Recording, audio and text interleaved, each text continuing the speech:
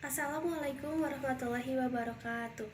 Perkenalkan, nama saya Lista Selviani dengan NIM akhir 082 dari kelas 3 ASD Prodi D4 Keuangan Syariah, jurusan Akuntansi Politeknik Negeri Bandung. Di video kali ini, saya akan memberikan tutorial bagaimana menganalisis data dengan menggunakan uji independen sampel t-test. Sebelum masuk ke tutorial, mari kita mengetahui apa itu uji independen sampel t-test. Di sini terdapat pengertian dari uji independen sampel t-test, yaitu merupakan uji beda dua kelompok yang tidak berpasangan. Nah, tujuannya untuk mengetahui ada atau tidaknya perbedaan rata-rata dua kelompok yang tidak berpasangan tersebut.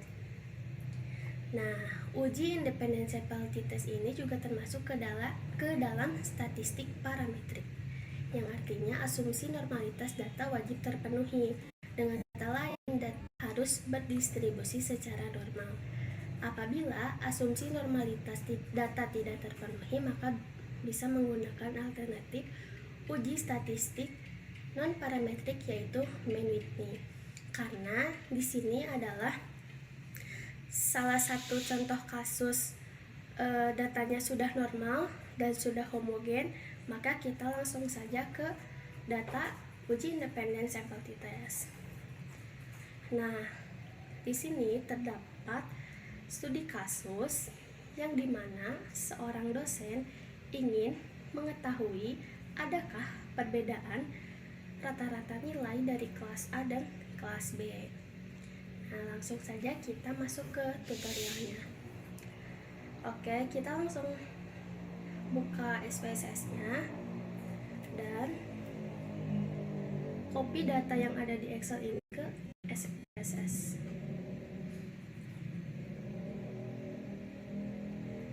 Nah, data ini tuh terdapat 30. Salah ya.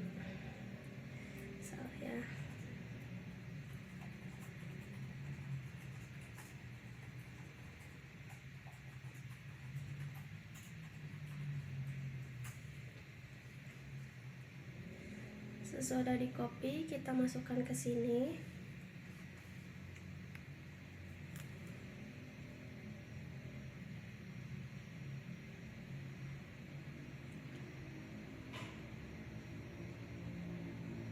Untuk kelas A itu kita kasih nomor 1. Karena datanya ada 30, kita copy aja sampai 30.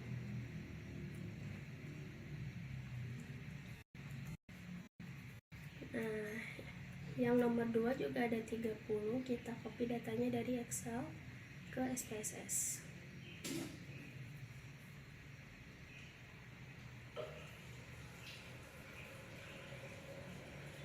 Simpan di sini. Lalu untuk kelas B kita kasih nomor 2. Kita copy sampai 60 karena datanya juga ada 30.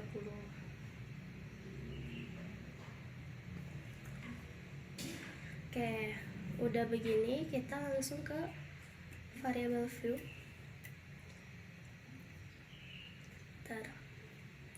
Oke, untuk di variable view ini kita ubah.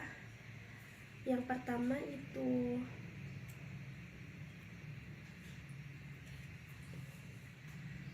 kelas, yang kedua itu nilai.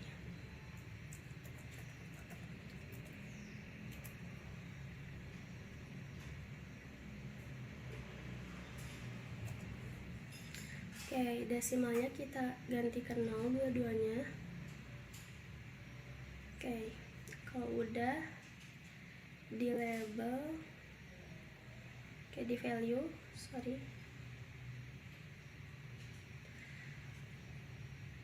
kita tambahkan 1 itu kelas A dan 2 itu kelas B.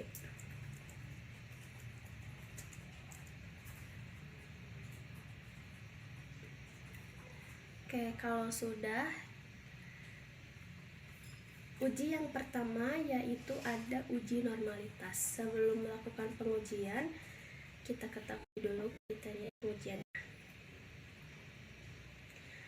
Oke, ini adalah kriteria pengujian uji normalitas, yaitu apabila nilai signifikan kurang dari 0,05 berkesimpulan data tidak berdistribusi secara normal.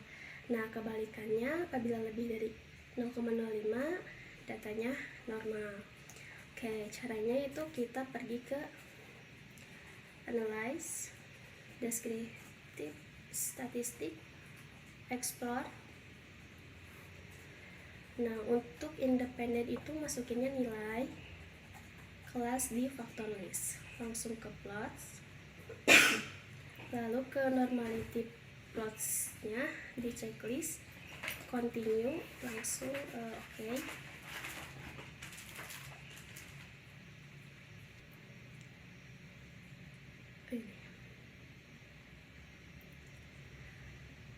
Oke, ini untuk hasilnya. Nah, kita bacanya di tabel yang test of normality. Kita baca yang di sini. Nah, ini nilai signifikannya. Kita lihat.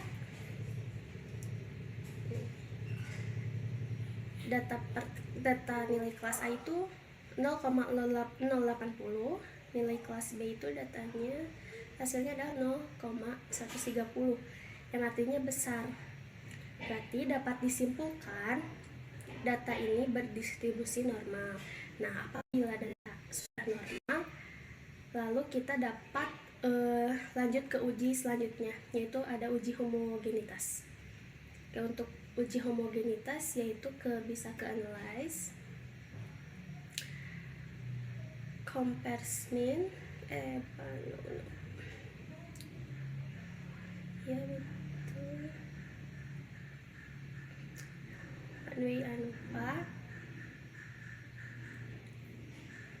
independennya masukin nilai, kelasnya masukin faktor, lalu option, lalu homogenitasnya di checklist, continue, lalu oke, tunggu hasilnya.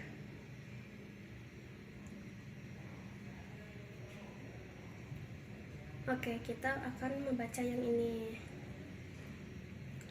Nah, angka signifikansinya itu lebih dari 0,05 semua, berarti berkesimpulan datanya itu homogen.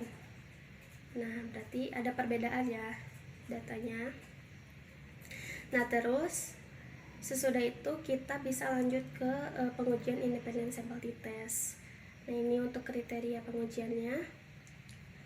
Lalu langkah-langkahnya kita bisa ke analyze dulu. Kita ke analyze, compare independent sample t-test, lalu nilainya kita masukin ke atas, kelasnya ke grouping,